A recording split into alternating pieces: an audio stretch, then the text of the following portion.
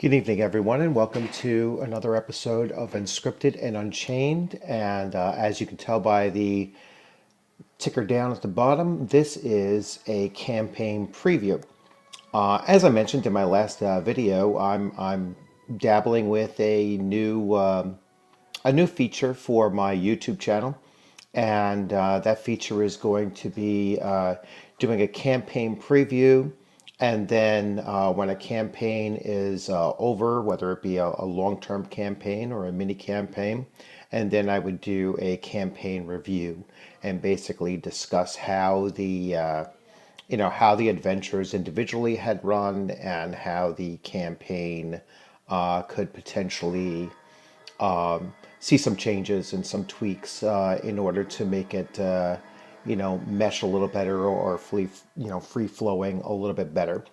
So this is actually my second campaign for MYFAROG, and this campaign is going to be entitled "Shadows of the Past: Specters of a New Dawning." And although the ticker down at the bottom is a little bit shortened, just so that it'll fit. And basically, what I was planning on doing is this is the first time that I'm going to be running a campaign from start to whatever the finish of the particular storyline is going to be. My previous campaign was kind of just disjointed because I ran different groups of players through it and, during different adventures and such. So here, my intention is to start a campaign with, 4 to 5 first level characters. The players themselves, there's, potentially two veteran players who have played MYFAROG before, and then 3 new players, or at least 2 new players. And so I wanted this campaign and certainly this first adventure to be, very new player friendly, and introduce them to everything that I think the MYFAROG role playing game has to offer. And as I was thinking about this new campaign and looking through, the rule books and thinking about, what really makes MYFAROG unique. And what I've always found about MYFAROG that makes it unique is the setting of Thule, and just the way that you can create an atmosphere that really connects the characters to the culture of the setting. And so with that in mind, I was like, all right, I know I want to start these characters off in the same village. And I think that really does play to MYFAROG's strengths, is to have all of the characters starting out in the same location, having them all start out as, at very young age, so between 15 and 16 years old, which is around the coming of age time frame, and and of similar background, because I want to kind of create this, this feeling of a tribal fellowship taking place. So and I think that a lot of the influence on Varg when it came to writing this game system is obviously, Lord of the Rings, and I see other connections that could easily be made from other authors. I'm a big Robert E. Howard fan, and a big H.P. Lovecraft fan, and obviously a big Tolkien fan. So, I'm in my, in this campaign, players are going to see a lot of connections to those things, and to those authors and their works and some of their themes, that they have strung through their, epic stories. So for this, for this campaign, the characters are going to be starting off in the region of Thule known as Scudia. And Scudia is primarily known for, you know, its people being being kind of wilderness centered, and so they are, they're going to be writers and archers and have the benefits of being able to move throughout throughout the lands, more stealthy than peoples from other regions and everything. So that's one thing that I'm going to instill in, the players, and that's to make the cultural skills that they start off from, just based on where their home village is, and that's going to play a significant role in them proving themselves worthy of those particular skills very early on. And in fact, in this very first adventure that they're going to face. Going back to the rule book, so I said, all right, so let me start trying to figure out how to bring this together. And I did a little research. I was looking for, various various connections that I could make as far as rites of passage.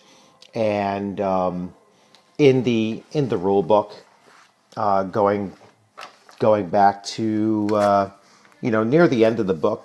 So I'm using rulebook 2.6. I understand 2.7 is out, and the page numbers might be different. But on page 143, you have the tradition, and the tradition is kind of the rites of passage for young men to cast away their child connection and to become real men, as the book indicates. And it has some changes in the characters' abilities and stats, so they lose a -4 modifier to healing once they complete this task. And it goes through several steps of what they're supposed to do, and I am going to alter some of those and make it more to my twist on the setting.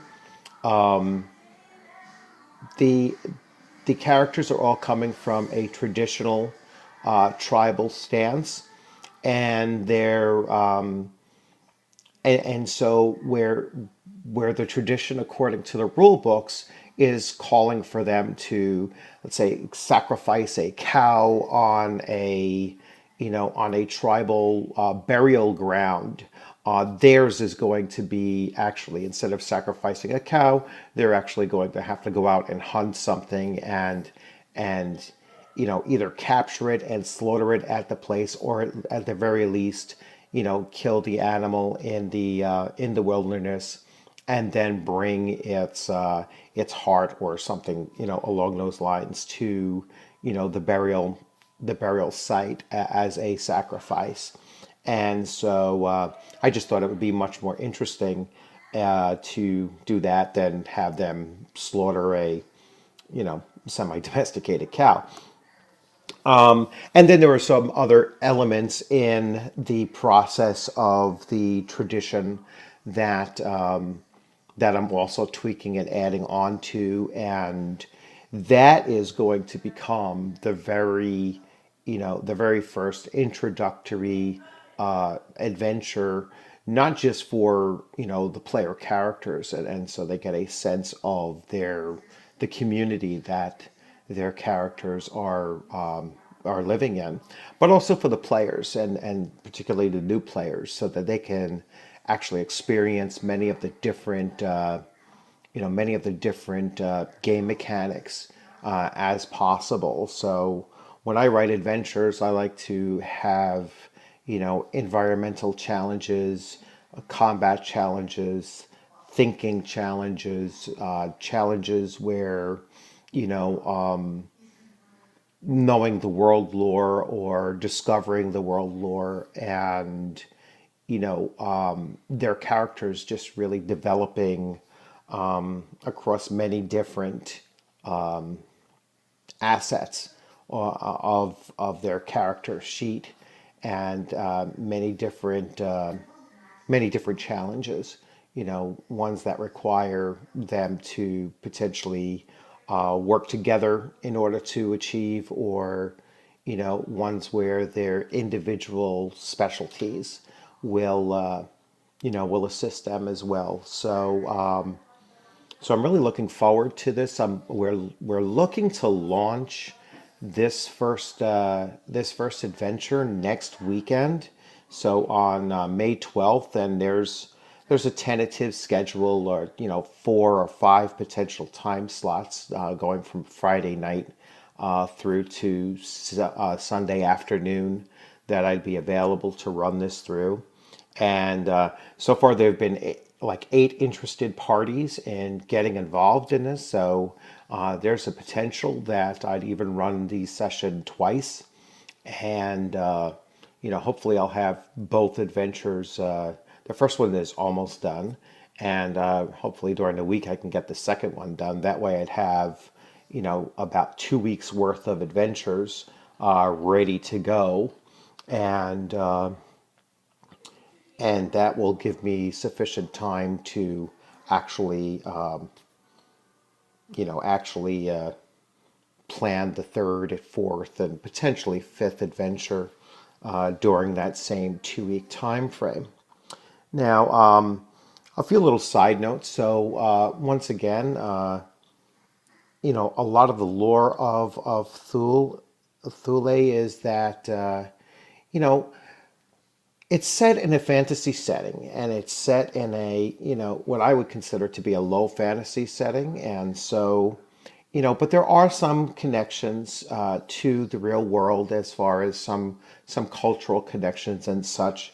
And this particular area of Thule is populated roughly by Slavic people and Sarmatians, and some other groups, Magyars and such. And so for the pre-generated characters that I plan on creating, I'm going to assign them. And actually, I picked out a few names. I found a Sarmatian character generator, on the internet, and so I generated a few names that will attach to the characters if the players choose to use pre-generated characters.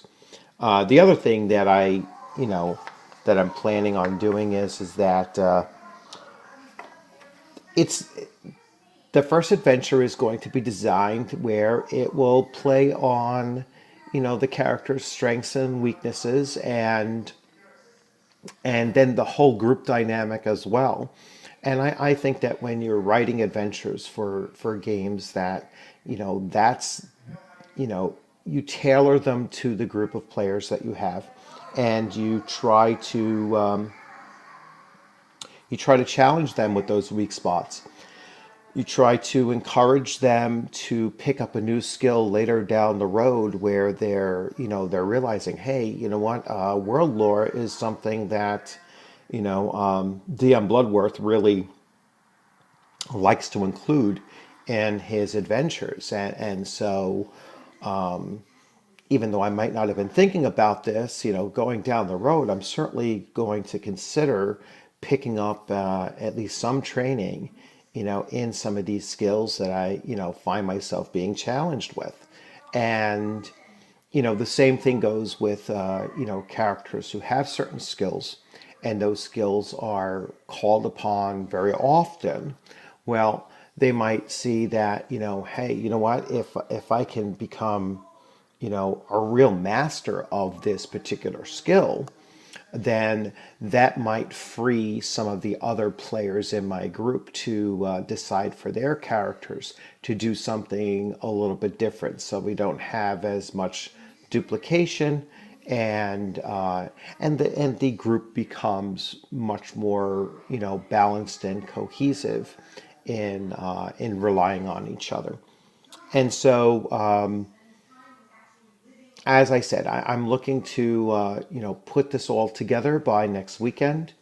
We currently have about 8 interested parties. So far, no one has absolutely signed on to it just yet. So those slots will be filled in, on a first come first serve basis for those remaining 3 individuals that I'm looking to pick up. 2 slots are already registered for. And so there's 3 slots remaining for a total group of 5 characters. So once again, good seeing everybody. Thank you for stopping by the channel. If you're not currently following, please, hit select and, follow the channel. And if you care to leave any comments, I welcome any comments. And I mean, especially for Varg, if there's anything that that I could do as far as integrating more of the lore, I certainly welcome your comment on it. I know once I get this first adventure going, I'm going to ask some advice about, just about the dynamic of